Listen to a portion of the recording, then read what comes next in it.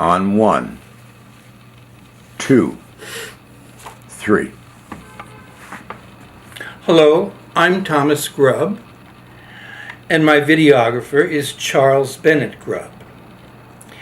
Today I'm going to do a demonstration of the 15 vowel sounds of French, their articulation, with a special emphasis and focus on the vocal facility and ease of this articulation, because everything that I'm going to show you today has to do with singing, not language per se.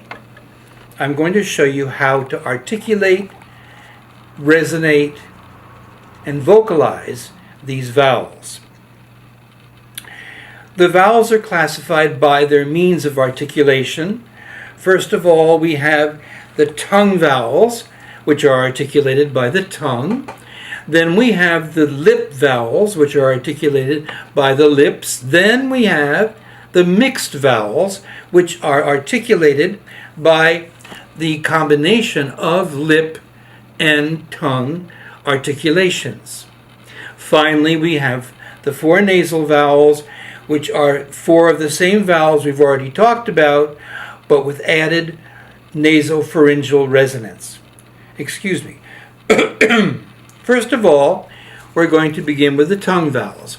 Now notice that I flex my tongue by placing the tip of the tongue behind my lower front teeth, so, and then I flex it like this. I call that fronting, but flexing is the basic term in the world. But I'm really fronting my tongue. Remember, you cannot raise your tongue. You can only front it or back it. Never back your tongue. And here's the fundamental rule for the formation of all vowel sounds. The tip of the tongue must be gently anchored behind the lower front teeth during all articulation of all vowel sounds. I will begin with the space of bright A, which is number 4. To get the space, I'm going to use the thumb to put between the 2 sets of teeth. Without biting my thumb, that's the space that I need to use. I don't want you to sing like this. You know the 2 basic principles of singing. Open your mouth and breathe. So we're going to open our mouths first. So here's the ah. I find my space this way. And then ah. Bright A is directed toward the hard palate and into the eyes, or the mask, which is like the Lone Ranger.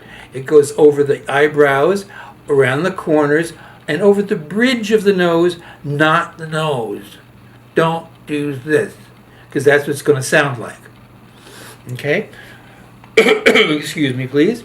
So now we're going to begin with the ah, and I'm going to go from phonetic bright A to phonetic I, and I want you to notice how I don't use my jaw. I simply use my tongue. I will put my thumb between my teeth for the space to begin with, and then I'll take it out to show you my tongue fronting. Ah, ah, ah, ah. Can you see my tongue fronting? Can you? Okay. I hope so, because that's what you have to get used to doing. You must use your tongue and not use your jaw like this. Ay, ay, ay. That's not going to work for singing. I'm going to sing bright A and phonetic I in succession, finding the space first with my thumb between my teeth, and then I.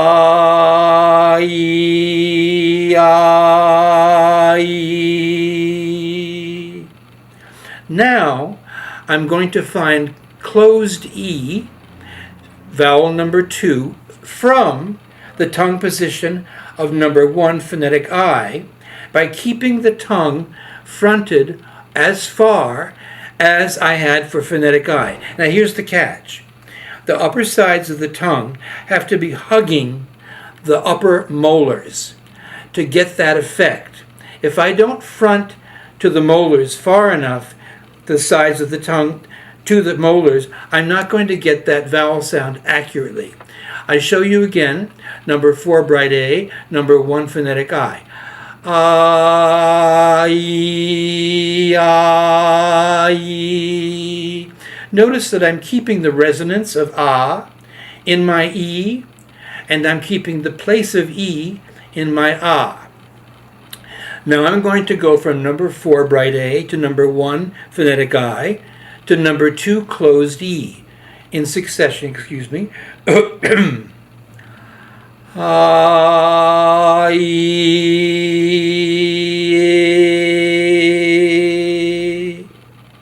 I do that again. I.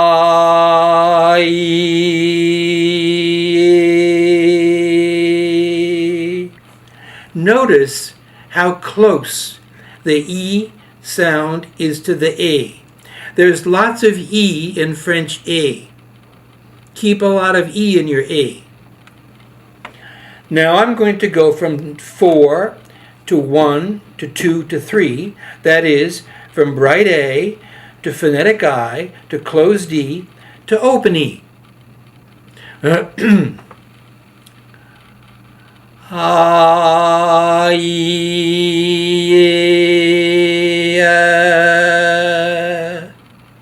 Notice that the difference between closed E and open E, the last two vowels I just sang, is much greater than the difference between phonetic I and closed E. Listen to it again. Excuse me. I.